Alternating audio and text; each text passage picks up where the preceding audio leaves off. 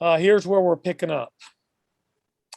Um, God, in his manifold wisdom, decided to send his son in what we now call the first century AD, what Paul calls the fullness of time, the best time in all of history for God to send his son. Paul, the Apostle Paul, as we know him, before he was an apostle, was truly a cosmopolitan figure that was a Jew who spoke Greek fluently and had a Roman passport. So there are three fundamental parts of him. We started by looking at what it meant to be a Jew in the first century AD, a Pharisee too. We secondly looked at how did he get and that Greek fluency and ability to quote Greek poets and even use Greek philosophical language in his letters and in his theology. And we looked at that, the fact that the world was a Greco-Roman world that owned Palestine and Judaism by the time Paul was born, somewhere around the first decade of what we call AD. This last part here I will fly through is about Rome and many things of which you already know or I've had contact with. The story of Rome in antiquity is a recent one when it comes to ancient empires. If you talk about Egypt or Mesopotamia or even Assyrians, Babylonians, Persians, the Romans are newcomers to the scene of history. The she-wolf is a great mythology that Romulus and Remus were destined by the gods to found the greatest city on earth. That's a bunch of gobbledygook. That is one of several mythologies that the Romans will use to try to aggrandize their story. The truth is they came out of nowhere. They are the first major power to come from the west of the Mediterranean Sea. Nothing had ever come out of the peninsula of Italy.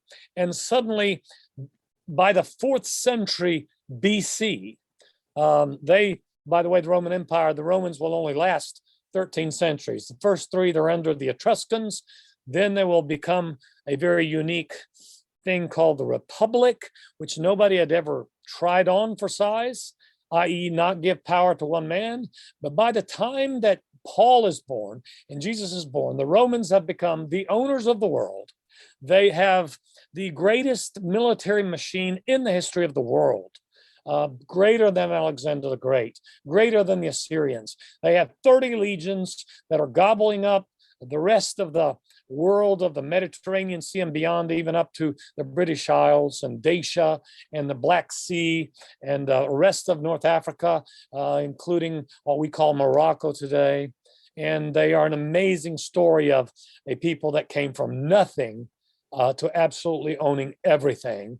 By the way, in 387, the Celts sacked Rome, and the Romans didn't even have a military. They had weekend warriors, so to speak. And that is the wake-up call that made them create, over the next 2 centuries, the greatest army that ever patrolled the world, ever owned the world. This is where we are in our map that we've seen before by the time of the 1st century AD. Rome is the biggest city in the world. It came from just 7 hills, nothing, on a little teeny river called the Tiber River to own all of that. If you're looking at the colors in this, you'll see that by 60 BC, when Julius Caesar conquers Gaul, you see there's a first triumvirate. That's what they own. Then by the yellow, Julius Caesar conquers it. Then by the time of the first emperor of Rome, when Jesus and Paul are born, you see that the light green is owned by the legions. And then the legions of Rome will continue to gobble up territories, going up into, look at the north.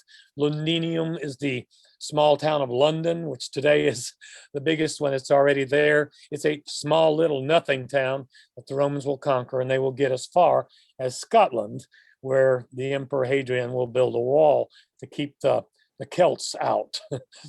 Cologne, Germany, look up there, up north, that's conquered in the time after Paul is dead, right after he dies. Dacia, by the Black Sea, Nabatea, which is Sinai Peninsula down south, and Mauritania, way over to the left, North Africa. Those are the last regions that Roman legions will conquer.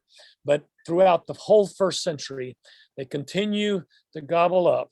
And by all accounts, if you and I had lived in that time, we'd have said, unless God steps into history, they are going to reign the world forever, because nobody had ever seen anything like their bureaucracy, tax system, organization, military might, and all the rest. And God chose for his son to come in this time. And Paul is born 5 years or 10 after Jesus of Nazareth. So there are 8 emperors in the first century AD. Jesus is born during the reign of the first emperor of Rome, Octavian. He starts out as emperor around 30 before Christ, and he reigns for about 44 years. The death of Christ will come during the reign of his son, the next emperor of Rome. Emperors are not elected. They seize power and the dynasties begin.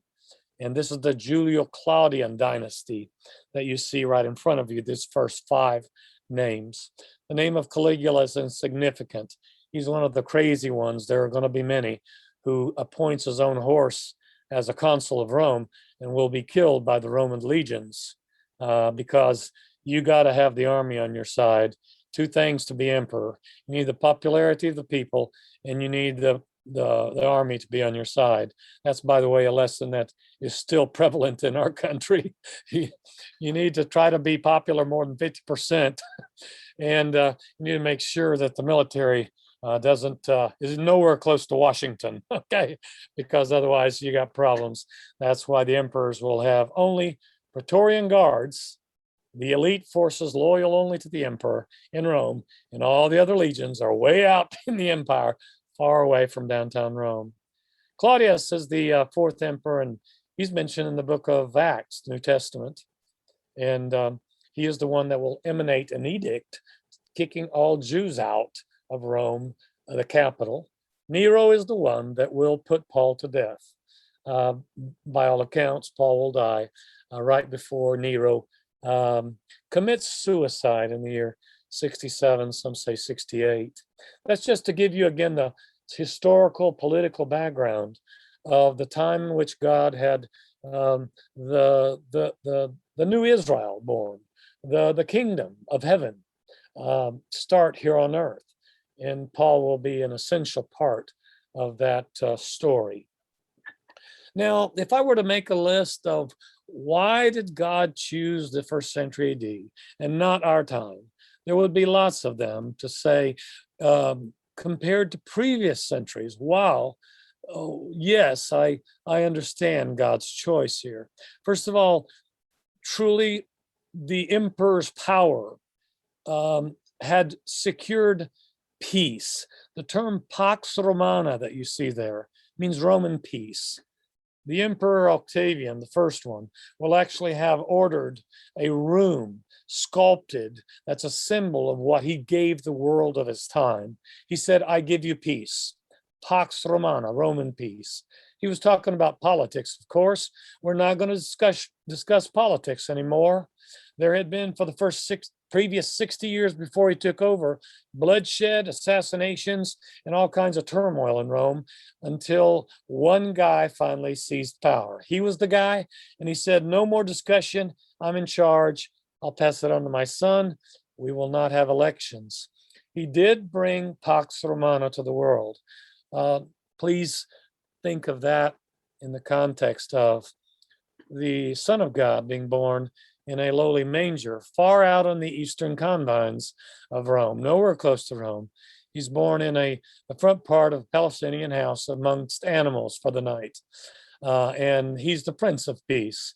2 definitions of peace: political peace and peace with God. 2 very different definitions, 2 different kinds of peace. Octavian did deliver peace, but of course he did it with a sword. And that's a little different. Here are some other things that make it obvious why God chose the first century AD, the time of Paul, okay? Because you could travel with roads that have been built by Roman legionnaires from one side of the Mediterranean to the other. Literally, The Ignatian road that goes through Philippi and Thessalonica is 536 miles, built by Roman legions after they conquered northern Greece, Macedonia, and they conquered and then they built. That's what Roman legions did. They are engineers and they are builders after they have fought a battle and won a victory for Rome. What Rome will be brilliant about, and its various ways that it was different from the Assyrians, the Babylonians, the Persians, the Greeks, is that they will understand the value of a Roman citizenship. So they will allow for Roman citizenship to actually be bought if you have a lot of money. You can acquire it by service to Rome, okay? But they will allow, to a degree, within limits, for people to acquire Roman citizenship. And that's the elite citizenship of the day. And it's what Paul has, and it's why we must discuss this. Here's another reason why it is a perfect time for God to have his son born and for Paul to be within it. The Jews had acquired, under the Roman general Julius Caesar, they had acquired elite status of protected religion. Judaism was protected. The word in Latin, religio licita, which you see down the bottom of the slide, was a list of accepted religions. And the Romans had a simple rule. If it's an old religion, been around for centuries, you can keep it. If you're trying to come up with a new religion, absolutely not. No new religions, because in ancient times, there was no separation of church and state. So they were suspicious of any new faith that would pop up, because it might be a pretext to start a political movement, because there was no separation of church and state. Remember, the emperor was the head of the Roman official pagan religion. Okay, the emperor was the high priest, so to speak, of the Roman religion. Another reason, lingua franca is a Latin term that means the language of the world, and it wasn't Latin, it was Greek. You already knew that. But Romans, when they conquered all the eastern part of the Mediterranean, found the effects of Alexander the Great's conquests 3 centuries before, which was to take everywhere Greek culture, Greek language, Greek gods, Greek coins, everything Greek. So instead of reinventing the wheel and forcing Latin on everybody, they brought Greek slaves back and taught their children, Romans did, to speak Greek, write Greek, and Greek became the second language of the empire. So that, yes, Pilate, there's no way that he learned Aramaic or Hebrew, no way. Most governors' positions or procurators were only 2-year positions. Pilate will serve for 10, but that said, you would go into it like a modern day ambassador would. Ambassadors change about every 4 years. If we change presidents, ambassadors serve at the will of a president. Basically, you're ready to lose your job if the other party gets the presidency. That's how it is in our system. And that's the way it was kind of with governors back then. They were in power for 2 years or for 10, but you don't know if you're going to be around for long. So what's the point of learning the language of the people? You simply used Greek, which I assume is the language that Pilate and Jesus spoke to each other. John 19. What language do they speak to each other? I will suggest to you that Jesus spoke Greek and Pilate understood him in Greek. That's at least but here's the point. There was a common language throughout the world, so that when you could cross borders without major battles. You could cross borders easily because Roman legions patrolled it all. And you could cross borders and still understand most people if you spoke Greek, and be understood by them as well if you spoke Greek. Any comments or questions here? Yes. It's just curiosity. What was the proof of citizenship? Like when Paul says, I am a Roman citizen. Yeah, what did he have to prove? You could produce a wooden diptych except I dare you to try to keep that thing in your pocket all your life. It's not like a laminated, passport with a chip or a laminated. So most people did not have the diptych they got when they were a baby. A diptych is like a tablet, okay, made out of wood. Yeah. So you said 3 words. You simply said it. Civis Romanos sum. And by the way, if you said those 3 words and they found out you didn't have the right to say them, you want to guess what the punishment was? Death. Absolutely. In a heartbeat. You may live 6 months, you may live 3, but if you use those words as a, you're desperate. You want a trial. You want to be treated with more. You use it, that's an automatic death sentence. They will check it out. So, yes, we need to come to that. I'll come to that. What about that Roman citizenship thing? That's why we're discussing it. So your question is natural, Paolo. Anything else you want to ask right now? No. Yes, Miss Sandy. You'll have to unmute.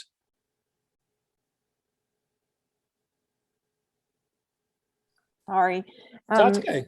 Christianity at first was sort of accepted under the religion? Yes. The list? For the first 35 years. Because of Judaism? Yes. Okay. Yes. Roman authorities are not going to be anti-Christian until 64 to 66. There are going to be 2 factors that happen there. For 35 years, the outside enemy of Christianity are the Jews. The Jews are the enemy. But then the Jews are going to blow it when they rebel to Rome. They're going to lose their privileges. And when they do, then Christianity comes out from under the umbrella of protection. And by the way, that's when the Romans ask themselves, wait a minute. And here's maybe the question that you can, is Christianity a new religion or an old religion? Answer the question. Is it? Because that's when the Romans start asking that question. We thought that they were a sect of the Jews. And so they were protected. But when the Jews lose the protection, the question arises, okay, there are now thousands of these Christians throughout the empire by 66, tens of thousands. Who are they? And were they legal when they started? Were they legal? Have any ideas? Anybody want to contribute their 2 cents? That's the questions the Romans are going to be asking. Probably not, because the Jews were considering Christianity a perversion of Judaism. Yes. So for the Romans, there might have been a new religion, and that could make sense about the persecution. Yes, except for one thing. When we get to Corinth with Paul, in the year 51, Paul's going to be dragged by Jews that are angry at him in front of a Roman governor called Gallio. And what does Gallio do? I'm asking you in advance. We're going to study it in the book of Acts. What does Gallio do? He throws the court case out. He says to the Jewish leadership, get out of my face. This issue that you're bringing, your issue with this man, Paul, has nothing to do with Roman law. It has to do with your scriptures, your Bible. It has nothing to do with Roman law. So in 51, a Roman governor protects Paul from the angry Jews. Is that right? So I'm going to have to bring you to 64 and 66, what happens there. But let me back up. But please interrupt me anytime if you have. These are wonderful questions, okay? When did the Romans arrive in Palestine? Look on your sheet right here. 63 before Christ. The general Pompey, with his legions, laid siege to Jerusalem. The siege lasted 3 months. There were about 12,000 casualties. That was high for those times. And when Pompey came into the temple, he walked straight into the Holy of Holies and didn't touch a thing. By the way, that's the last time anybody saw the Ark of the Covenant. It was hidden by the Jews, and it's not been seen since. We have no idea where it's at. Probably never will be found. Pompey saw the table of showbread. He saw everything else, but the Ark of the Covenant was gone. They were afraid probably he was going to take it. He didn't touch anything. He said, you are an old religion. You've been around for 2,000 years. See Abraham, so you can keep it. And he walked out and he let them have their own temple guard. He let them protect their own temple. These were weird people, the Jews, only had one God and one temple. They thought them as weird. You can keep it. And you're protected. And we'll even let you, your money from your synagogues throughout the world be protected and bring it to the temple, to the Sadducees for deposit into the treasury. Amazing rights that they grant the Jews, in spite of the fact that Jews tried to resist them, okay? Now, please make note of this in case you didn't know. When in the first century AD, when Christ and Paul are born, there are actually three powers that be. Please watch them. The overlords of the world are the Romans. And there's a Roman procurator that's over that particular region. However, he doesn't live in Jerusalem. They would never want to live in Jerusalem. They are macro managers. They don't micromanage. Romans have two rules: pay your taxes and never rebel. They don't care about the day-to-day affairs of people that they approve of, okay? Who's in charge in Jerusalem?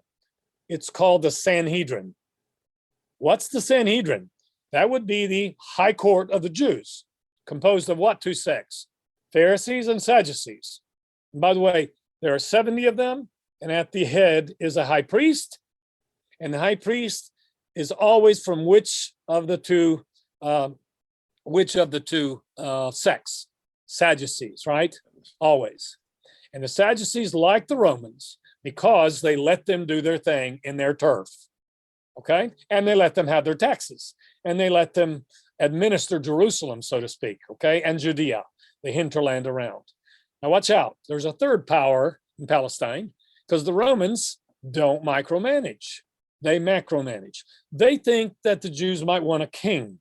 So they allow about 40 before Christ, Herod the Great, as he's going to be called, to begin a dynasty of puppet kings under the Romans. But watch out, don't misunderstand puppet. They have real power. Like, for example, isn't it Herod the Great that can send henchmen to try to kill baby Jesus? And in the process, he misses them thanks to an angel of the Lord. But 30 to 50 babies are killed by the henchmen of Herod the Great. So who has the power to put people to death? Well, the Romans do for sure. They shoot first and ask questions later. If they show up, it's just the army, okay?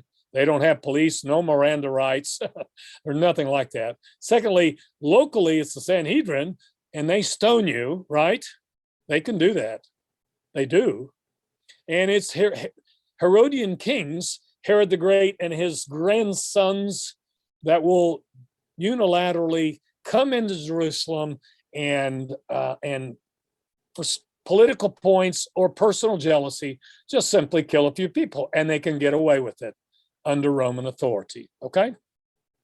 So there are three powers. Yes, I'll go ahead, Paulo.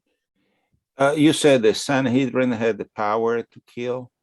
Yes. Now, please make note that officially they didn't. Officially, they can only, that Rome has it only. But historically, that's not true. Okay? Historically, Stephen, who was he killed by?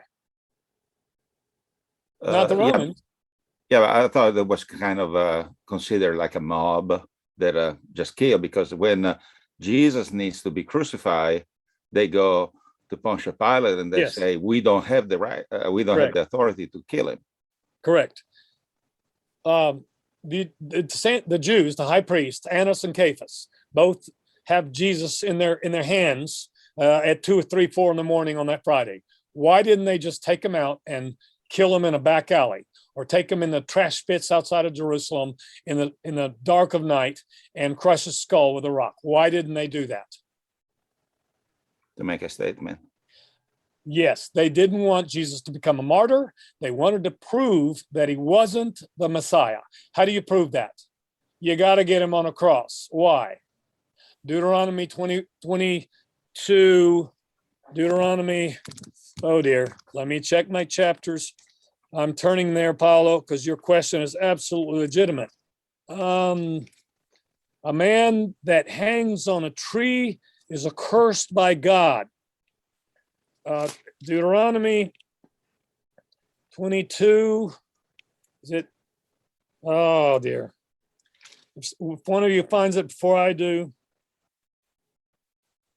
I'll make sure I get the chapter and verse next time, Paulo. Okay. A man that is cursed, a man that hangs on a tree is cursed by God. So if you can get Jesus on a tree, i.e. a cross, then you have proven that he couldn't be the Messiah because he's cursed by God. Okay? That's why. Mhm. Now, they could not do a crucifixion. Only the Romans could do a crucifixion. Only the Romans. So they had to involve Pilate. They had to. So why did they bring the mob? That's still your question. They brought the mob to put political pressure on Pilate. Pilate did not want to put an innocent man to death. He knew that it was jealousy and nothing more than that, and he couldn't stand the Sanhedrin. They were like political enemies, but he had to put up with them. He did not want multiple times. I mean, think about the, Barabbas. Why did he offer a convicted terrorist? Because he wanted them to have no, you won't let an innocent construction guy go to his death. You'll kill a known murderer of Jews. And instead, the high priest forced the mob, which they had brought early in the morning in front of Pilate's court, to put political pressure on him to do what he doesn't want to do. I mean, how many? I counted about 10 instances in which Pilate tries not to put Jesus on the cross. Not that he was a good man. Okay, ultimately he does. He's responsible. He's guilty, and he does it for political points. He's afraid that the Jewish leadership, Sanhedrin, is going to send an email to the emperor and get him in trouble, because that's the one thing they can do. They can say Pilate has made us mad, and he can lose his job. So it's a very fine line. It's like a political chess game between these two. Thank you. Thank you for your question. Okay. All right. Please remember, well, I'm looking at my slide here. The Jews are going to enjoy their privileges from 63 before Christ till 70 AD for about 107 years, or a little more, 110 years. What did they do wrong? They rebelled to Rome. When Rome gets its act together under the Emperor Vespasian, Rome's going to come with 4 legions, surround Jerusalem in the May of the year 70 AD, and they're going to absolutely leave nothing standing. The accounts of what the Romans did to Jerusalem in 70 AD, and by the way, you can say goodbye to the Sanhedrin. The Sadducees are gone as a sect. The Pharisees are going to regroup in a city north of there called Jamnia and exist for a while, but they're not going to have the influence on Jewish society much anymore. But 70 AD is a critical moment in which the Romans just rip away with violence all the privileges. But Paul is dead by then, and then Christianity will come out from under the protection of the Jews. Jerusalem will not see sun or moon for months with the burning and the stench of the destruction of the temple. And to this day, Jews, Orthodox Jews, do not have a temple. They are a templeless people because of what the Romans did in 70 AD. Let me show you, this is for those of you who haven't been in Rome, the Arch of Titus. The Romans will build this to commemorate the destruction of Jerusalem in 70 AD. And the Titus is the son of the Emperor Vespasian at that point. This is the single arch, which is down the street from the Palatine Hill in Rome. This is one of the inscriptions in high relief. It shows Jewish slaves being brought back.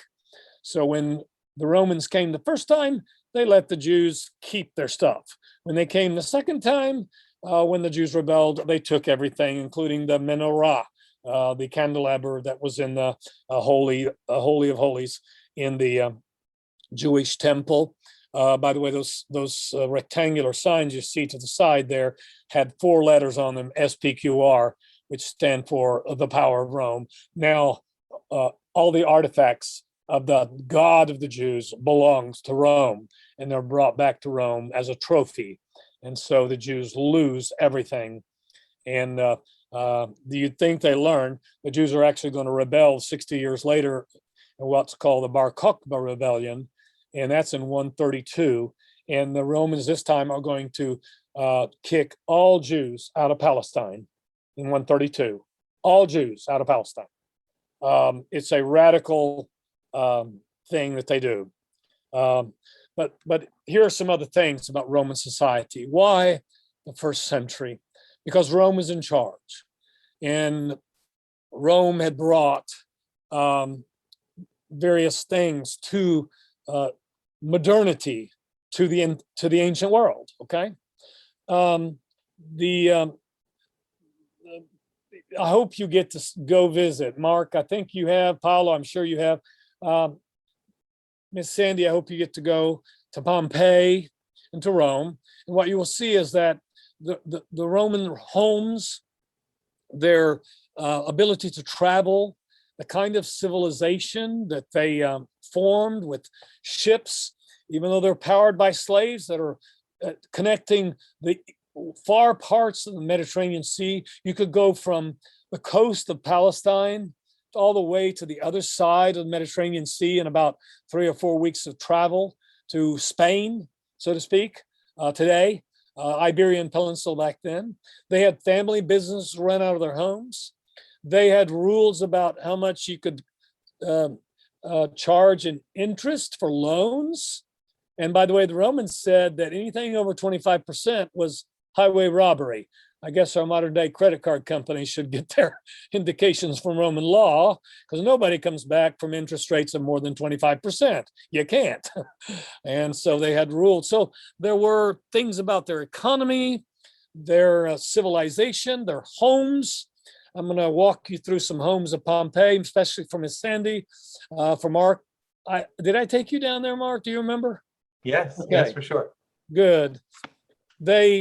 The first century world, I'll remind you, in the Jewish society, they had arranged marriages, like Joseph and Mary. I will assume that they were, and Joseph may have been much older, probably much older than Mary was, but so was in the Greco-Roman world,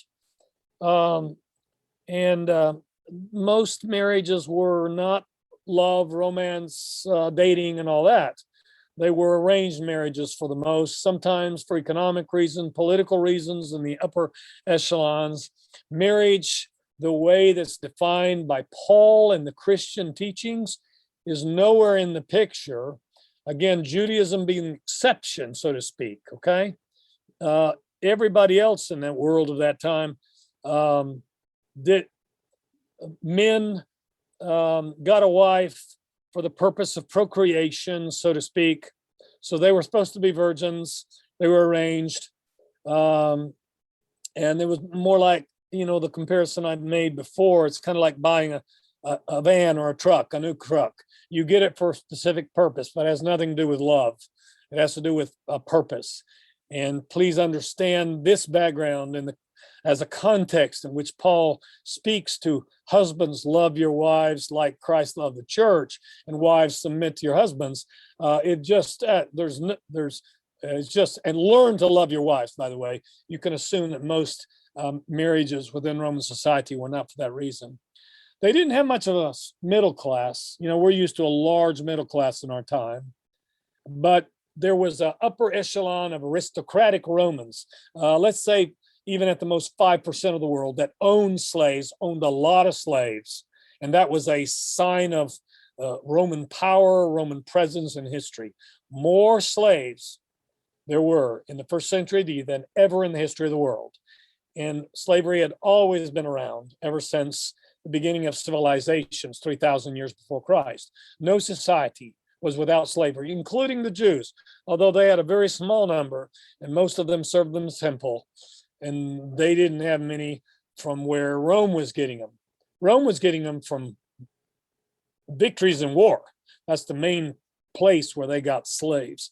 Slavery was at its peak in the history of the world by the first century AD, the time. So I'm telling you the good and the bad about the time when God sent his son, when Paul was born. When Paul was born, to be a free citizen was a proposition of 1 out of 2 or 1 out of 3. Basically 30 to 50% of the world. And I use a wide range there because it depends on where you're at. If you're in a big city, 1 out of 2 people was a slave. If you're out in the country, 1 out of 3. So it depends on where you're at. Rome was an impressive. Look at some images, especially Miss Sandy. These are pictures of Pompeii, the best preserved Roman city in the world. It was submerged by 20 feet of ashes when the Vesuvius volcano exploded in the August of the year 79 AD. There were 20,000 wealthy Romans that lived here to get away from the Roman imperial capital with its massive size and noise and smells, and they came down for rest and repose down here, and they had slaves galore. They had wide streets and sidewalks and 2-3-story houses and indoor plumbing. And here's what a house looks like. You would come into a massive 2-3-story house. They didn't use reinforced steel, but luxury with incredible mosaic floors, beautiful gardens in the back. That hole you see in the ground right there it's called an impluvium. They would have a roof that had terracotta tiles that would lean in this way. And so rainfall would come in and they would have fresh water available right there from the heavens that they would collect right in the middle of their living room, so to speak, fresh water, pure water. But they also had water pressure from aqueducts that came in from the outside. So an amazing time. Never had there been this kind of luxury that was not just belonging to a king, say Alexander the Great in his palace, or one of the ancient kings of Babylon or Assyria. This was for the 5 to 10% of the world could live in these houses. This is a resort town of the wealthy owners of the world, Romans. And this is the context from which Paul comes. Here's another huge, beautiful mosaic floor with an impluvium, the collection basin of water, rooms off the sides for slaves and children. The backyard is where the gardens were, the way they could have a small olive grove or vineyards. And this is a niche in one of their houses. There's an impluvium, a collection water for basin for water. There's a niche in one of their houses. They would put their household gods in that. Just absolutely staggeringly so. Modernity, wow, advancement, indoor plumbing. Think of all the things again that Paul was born into. And I'm going to suggest to you came from a well-to-do family. Now they're Jewish, but living in a first century world that has all the advantages of the power of Rome, security, travel. There are many advantages, many advantages. This is one of the homes of Pompeii that had a private business. You know, what was the family business of the family of Paul? May have not been this. This was, you had slaves, and by the way, the mother of the family administered the education of the children with slaves, and also the small family business or large family business. Some families had, you know, a brick company, and they had slaves, the CEOs of the company, or bank managers, or accountants, or medical doctors. The slaves were sometimes some of the most educated, talented people, and they had good jobs in the Roman system. Many slaves would have refused to be set free. Now, the ones that were on the bad side of slavery were the ones that served in the galleys of Rome, the ships, the ones that served in the entertainment business of Rome as gladiators, fighters, average lifespan of about 3 years, average death around 21, hard life, working in the mines. Now, those were bad conditions of slavery. And Rome became wealthy because they had cheap labor, cheap entertainment, and amazing workforce, cheap workforce. Like, for example, the slaves that probably operated this business that served cold drinks, wine, water, Who knows what else? Food, straight out of the family business. Notice how they didn't use wallpaper. Their wallpaper is frescoed walls with beautiful paintings. Now, here are some other things you need to know. For all the advantages that the Rome brought, Rome would go to people and say, don't fight us. If you do, you'll lose. Give up your freedom, and we will give you all these things. We'll give you running water. We'll give you entertainment like crazy. We'll build coliseums in your backyard, entertainment world, and we'll bring gladiators, that's fighters that in armies that we've defeated that are going to serve to entertain you with real fights. We'll do naval battles in the middle of the Colosseum. So they have these amazing things they offer to buy your freedom. You will pay your taxes. That's non-negotiable. And you will never rebel. Those two things. But the moral conditions of Rome are horrendous. You're looking at a picture of a brothel in Pompeii. There were several. Okay. So women were arranged marriages at 14, 15, something like that, while men continue to go to brothel houses before and afterwards. There were no instructions from the gods. Definitely not Zeus. He's the most he betrays his wife Hera more times than anybody knows. So the gods don't teach about sexuality. Roman sexuality, Roman practice of abortion is horrendous. They got that from the Greeks too. Okay.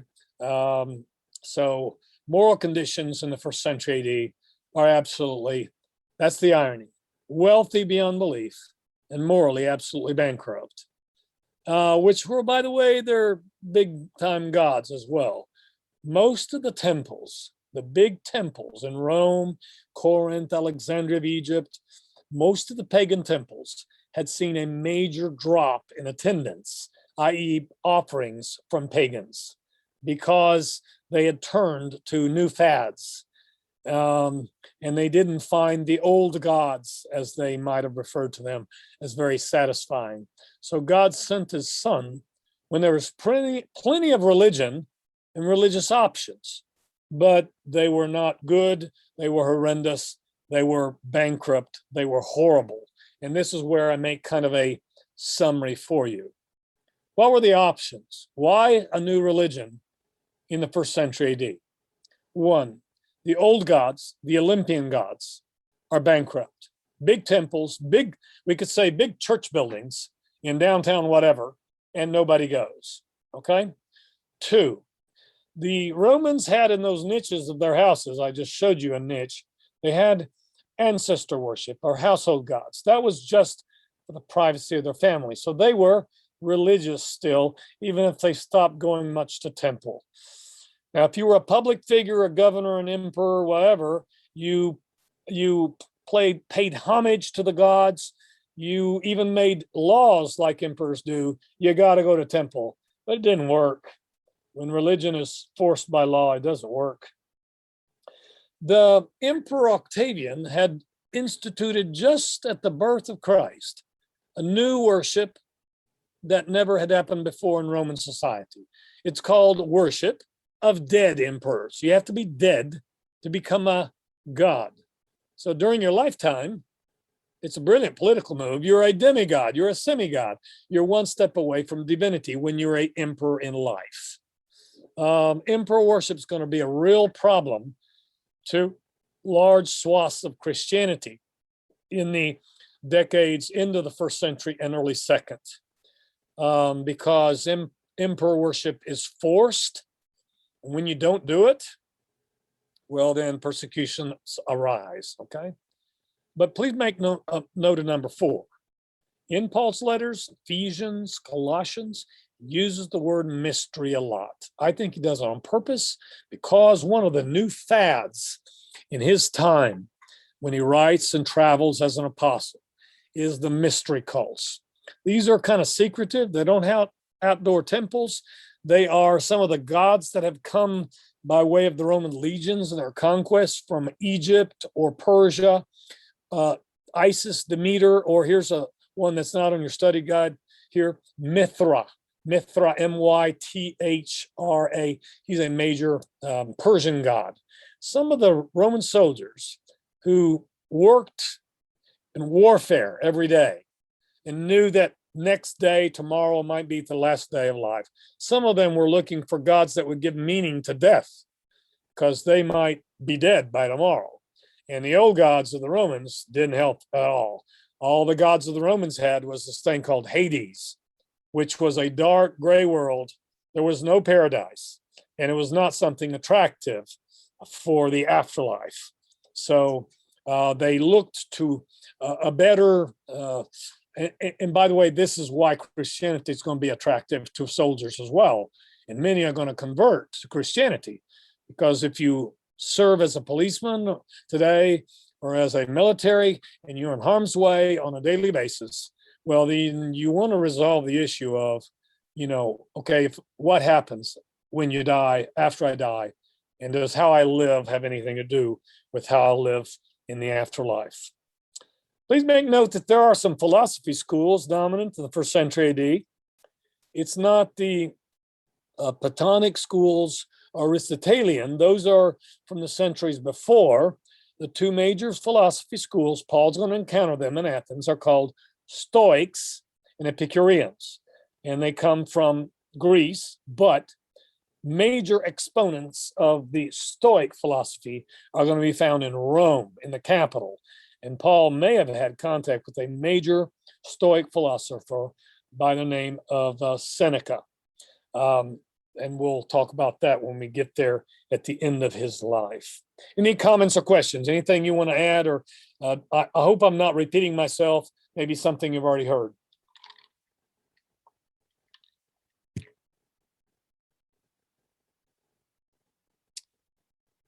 All right. You asked me about citizenship. Here it is, Paulo. Only about 5%, it is estimated, of the world of that time had the ability to say civis Romanus sum. Those are the 3 Latin words, okay? The source here that you can look at is called Jeffers. He writes a very important work called Greco-Roman World. There are 3 ways in which you can get Roman citizenship in the 1st century AD. Paul is one of those. Silas is one of those, but they are rare Orthodox Jews that have it. So the question is, how did Paul get it? Or excuse me, how did Paul's father get it? How did you get Roman citizenship? You could be born with it. That is how it happened to Paul. He will boast, I got it from my dad. Now, how did his dad get it? You can be born. By the way, you can't get it from your mother. You can only get it if your father has Roman citizenship. You can buy it. It costs a lot. It costs about 2 years of income of a day laborer. Okay, a Roman commander will say to Paul, I had to buy mine. It was expensive. See Acts 21, verse 31. A Roman commander actually got it by buying it, purchasing it, while Paul got it for free from his dad.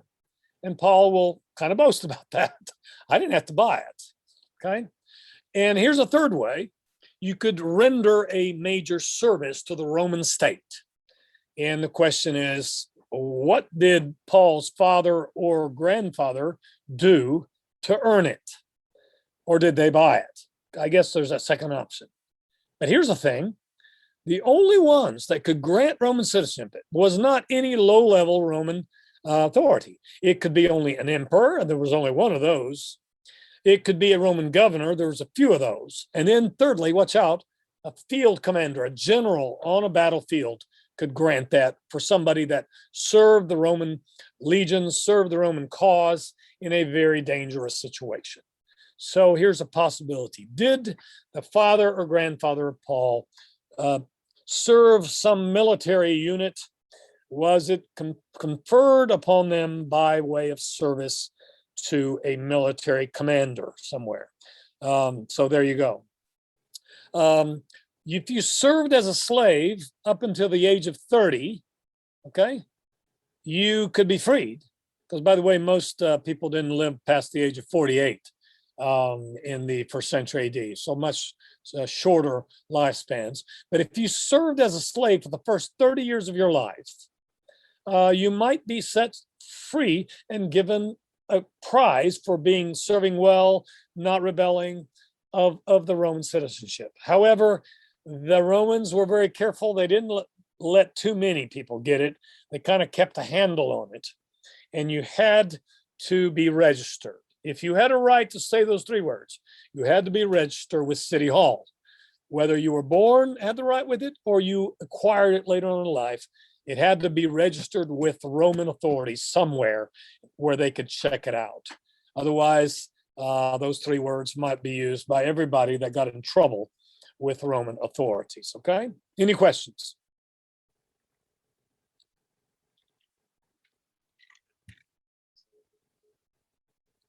I am proud to be an American, and in many of my travels, it has been an advantage to have what used to be a green passport, now as a blue one.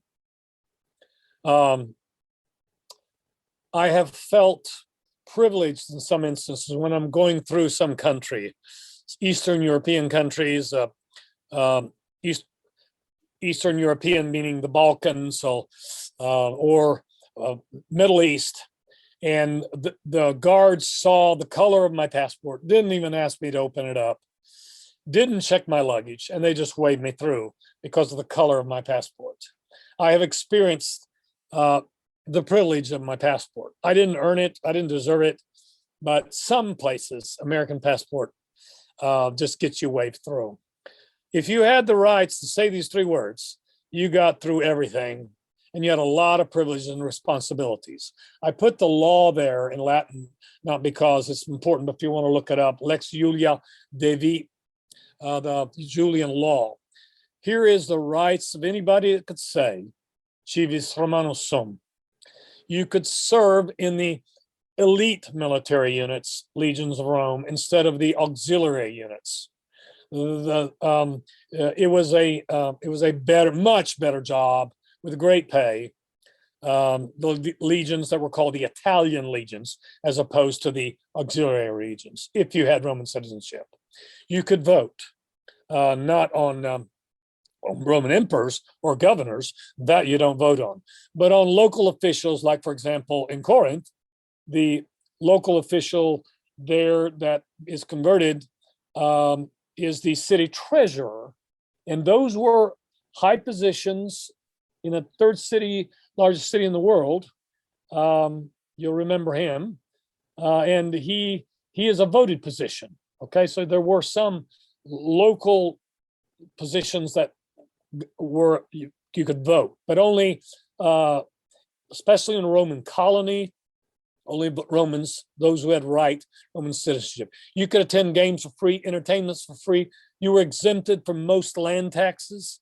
When you bought something, when you got married, when there was a murder in your family, your marriage was recognized officially by Roman authorities. That was, again, the long list of privileges you had.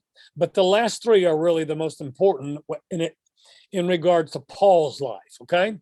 You had the right to a trial, because 95% of the world did not necessarily automatically have a right to a trial. But if you said those three words, you had a right to a trial. And if your trial was outside of Italy, in the provinces of the Roman Empire, you would grant your permission to be tried there. And if you did not like your chances of being tried fairly, then you could appeal to the Roman emperor, and then you were guaranteed a trip by ship, of course, to stand in line like Paul was, to be heard your case by the Roman Empire. And you, by the way, they could not keep you for endless times, a delay. But if you did appeal to the emperor, you're going to have to wait for his busy schedule. So Paul's going to wait at least 2 years to be heard by the emperor, because he uses that trump card that he had in life. You have the right to not be tortured. You have the right to not be killed, scourged. And by the way, chains only be used when you're in transport.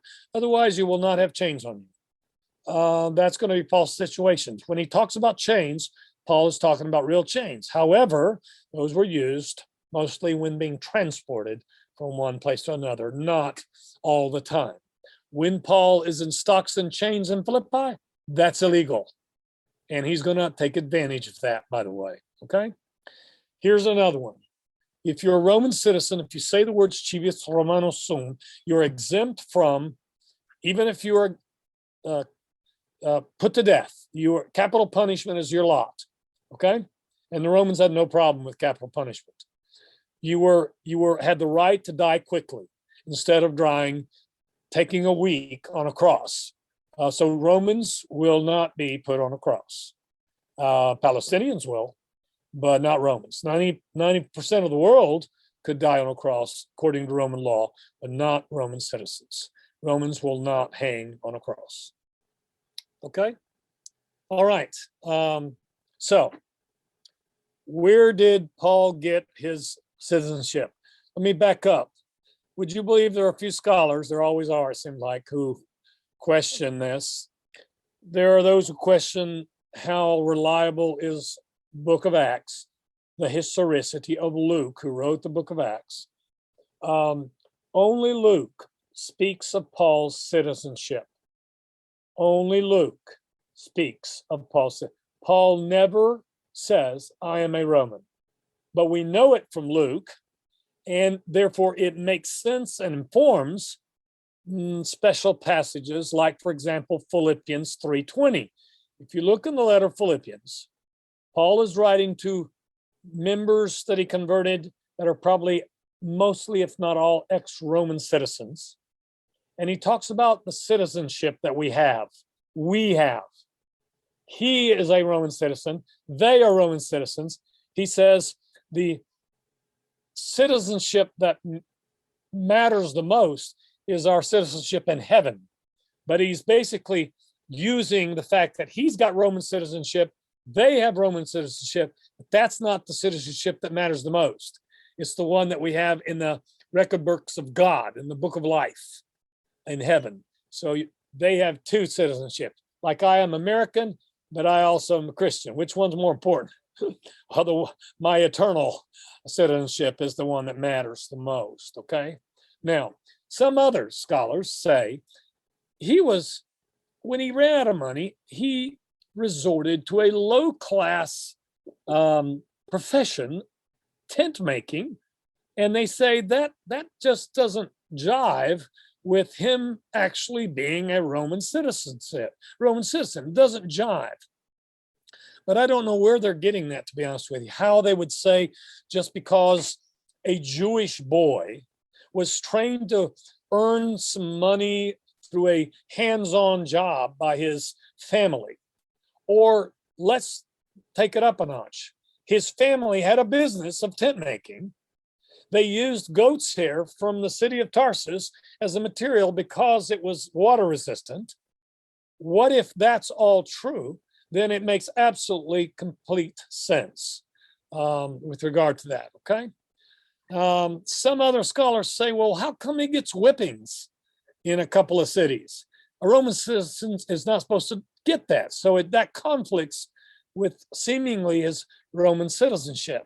But I'm going to suggest to you that there are reasons why Paul either doesn't share that he's a Roman citizen in some occasions, and other times it might be that he tried, but in the noise and the commotion and the mob, in the dramatic events that he gets in, he tries to tell them, hey, you can't do this to me. So I believe that both is the case. Sometimes he doesn't pull out his passport and say, you can't treat me that way. Other times he doesn't have a chance to. And that explains why sometimes he will get a beating.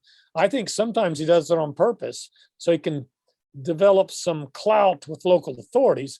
Other times he doesn't have to put up with it. Like in Jerusalem in 57, he simply says to the Roman commander, is it legal for you to scourge a Roman citizen? And that is a rhetorical question. It is illegal to do that. And the Roman commander that's tied him to a pole and about to whip him stops immediately and runs to the Roman centurion, runs to the commander to say, are we about to violate a Roman citizen's rights? Okay. Here's how you would prove your citizenship normally, Paolo, you asked, a wooden diptych, but most people did not have it by the time they were older. So you just simply said the 3 words. Was it true that Paul may have seen it expedient sometimes to not mention his Roman citizenship? Keep that in mind as we look at his life. In the letter of Galatians, the first letter that we have of him in the year 49, he mentions beatings that he took and scars that he has on his back. And he talks about those as marks of honor. If you ever read that, what does he mean by that? You mean, did you get him by accident or on purpose? Did you let yourself be beaten for some reason? Not because he was, had a death wish or a pain wish. That's not it. That's not the question. But anyway, that's the main thing I wanted to extract out of this particular slide, and the things on the bottom I will save for another day.